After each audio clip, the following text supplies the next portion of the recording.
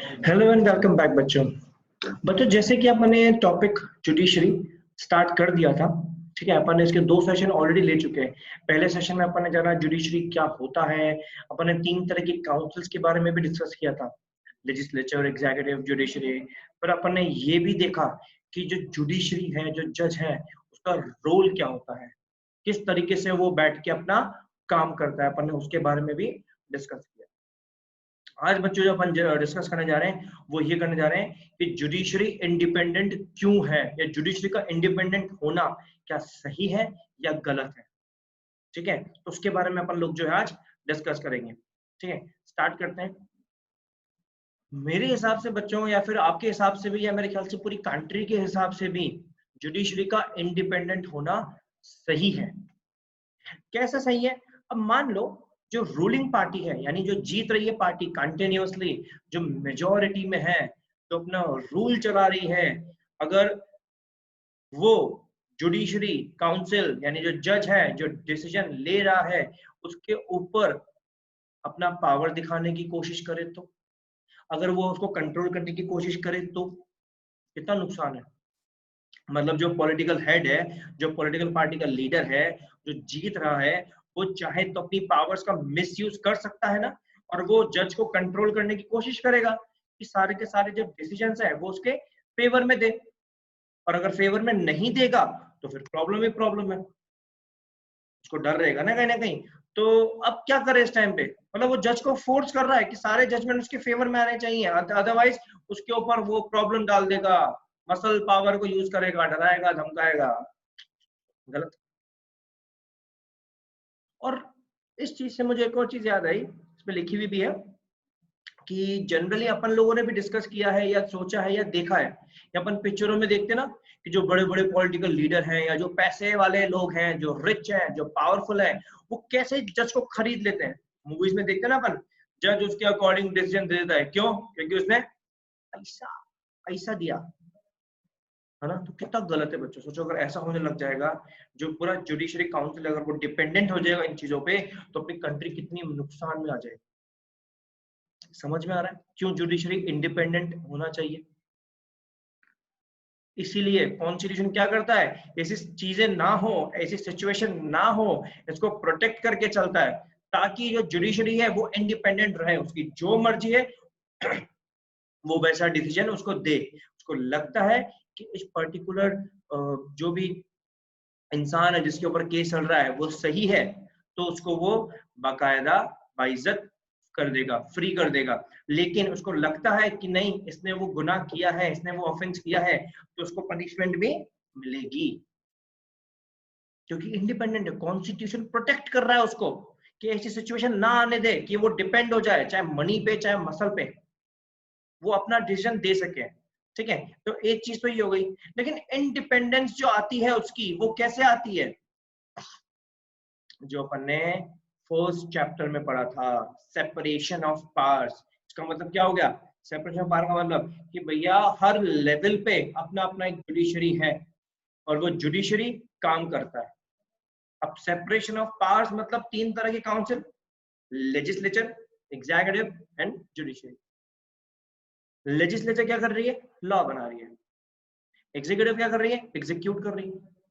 Judiciary क्या कर रही है? जज कर रही है। लेकिन लेजिस्लेचर और एग्जीक्यूटिव, ये दोनों के दोनों जुडिशरी में इंटरफेयर नहीं कर सकते हैं, क्योंकि लेजिस्लेचर लॉ बना रहा है ना। अगर लॉ बनाते वक्त उसने लॉ तोड़ दिया तो कौन लेगा डिसीजन? जज लेगा, यानी जुडिशरी। तो एक तरीके से जुडिशरी लेजिस्लेचर के ऊपर आ गया। दूसरी काउंसिल एग्जीक्यूटिव, मान लो उसने एग्जीक्यूट प्रॉपर तरीके से नहीं किया, अगेन कौन लेगा डिसीजन? पनिशमेंट कौन देगा उसको? जुडिशरी। इसका मतलब क्या हुआ? जुडिशरी के पास ज्यादा पावर्स है compare to legislature and executive. तो बच्चों इसका मतलब क्या हुआ कि जो कोर्ट्स है वो एकदम ऊपर है, सबसे ऊपर। उनका जो डिसीजन होता है वो फाइनल होता है, और वो किसी के ऊपर भी ले सकते हैं डिसीजन, चाहे वो लेजिस्लेटिव असेंबली का मेंबर हो, चाहे वो एग्जीक्यूटिव असेंबली का मेंबर हो, या फिर पूरी पार्लियामेंट का मेंबर हो, कहीं कोई प्रेसिडेंट हो, चाहे प्राइम मिनिस्टर हो, चाहे कुछ भी हो, जुडिशरी सबसे ऊपर है। इसलिए उसका इंडिपेंडेंट होना जरूरी है, ताकि उसका कोई मिसयूज ना कर सके, है ना। क्योंकि जितने भी जजेस होते हैं उन सबके पास इतनी पावर्स हैं कि वो किसी भी जने को पनिशमेंट दे सकते हैं, सजा सुना सकते हैं। कोई भी जना, चाहे वो किसी भी डिपार्टमेंट का हो, किसी भी काउंसिल का मेंबर हो, पार्लियामेंट का मेंबर, प्राइम मिनिस्टर क्यों ना हो, वो जज के डिसीजन के बीच में इंटरफेरेंस नहीं कर सकता। आया समझ में बच्चों? ठीक है, मतलब चलो ठीक है, मैंने मान लिया कि इंटरफेयर नहीं कर सकता, लेकिन वो जो जज है वो वहां पहुंचा कैसे? वो चाहे तो गवर्नमेंट के लोगों ने इलेक्ट करके एडवाइस करा, नॉमिनेट किया, लेकिन पहुंचाया तो गवर्नमेंट के ब्रांचेस नहीं ना, गवर्नमेंट के ऑफिसर्स नहीं पहुंचाया ना। फिर क्या होगा? सुप्रीम कोर्ट के लोगों ने, सुप्रीम कोर्ट का जज है वो यहाँ से पहुंचा, हाई कोर्ट का जज है, इनकी ब्रांचेस जो थी गवर्नमेंट की उसके थ्रू पहुंचा। जब अपॉइंट यही कर रहे हैं तो इनके फेवर में डिसीजन क्यों नहीं ले रहा? क्योंकि अगर वो उसके फेवर में डिसीजन ले लेगा और वो गलत साबित होता है तो उसको जज से, उसकी पोस्ट से, डेजिग्नेशन से निकाला जा सकता है। फिर वो कभी भी किसी भी जगह पे वो काम नहीं कर सकता।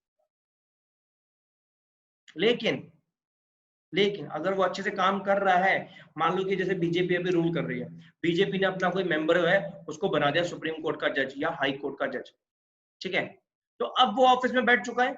अगर वो सारे डिसीजन, सब चीजें सही कर रहा है, भले वो बीजेपी के अगेंस्ट में जाके डिसीजन ले, उसको निकाल नहीं सकता बीजेपी। तो जो लीडर है ना, लीडर ने भले उसको बिठा दिया वहां पे, लेकिन उसको आसानी से रिमूव नहीं कर सकते। क्यों नहीं कर सकते? बिकॉज अब वो जज बन चुका है, उसको निकालने के लिए proper reason, proper case file होता है कि हाँ इस पर्टिकुलर जज ने रिश्वत ली है, एक गलत केस को लीड किया है, मतलब जो ट्रीजन होता है देशद्रोही वाला, वो उसको प्रूव करना पड़ेगा, तभी जज को निकाल सकते हैं। अदरवाइज जज को रिमूव करना आसान नहीं है, भले ही आपका ही वो मेंबर क्यों ना हो, वो आपके अगेंस्ट में डिसीजन ले सकता है।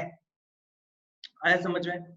अब जज इतना इंडिपेंडेंस है तो उसके पास अपने अपनी पावर्स है, अपना अपना रोल है, और अलग अलग टेरिटरी के हिसाब से, कंट्री के हिसाब से, स्टेट के हिसाब से, डिस्ट्रिक्ट के हिसाब से। इसका मेजर काम क्या होता है? मेजर काम ये होता है कि जो फंडामेंटल राइट्स हैं अपन लोगों के, सिटीजन्स के जितने भी फंडामेंटल राइट्स हैं वो वायोलेट ना हो, उसको वो प्रोटेक्ट करके चलता है। तो एक ही काम होता है कि फंडामेंटल राइट्स वायलेट नहीं होने चाहिए और कोई भी इजीली कोर्ट को अप्रोच, यानी जज को अप्रोच कर सके। मेन काम उसका यही होता है, ठीक है। लेकिन अप्रोच कर सके इसका मतलब क्या हुआ? जाना पड़ता है वहां पे। लेकिन मैं जाऊंगा कैसे? आज मान लो कि मेरे साथ कुछ गलत होता है तो मैं क्या सुप्रीम कोर्ट के पास जाऊंगा?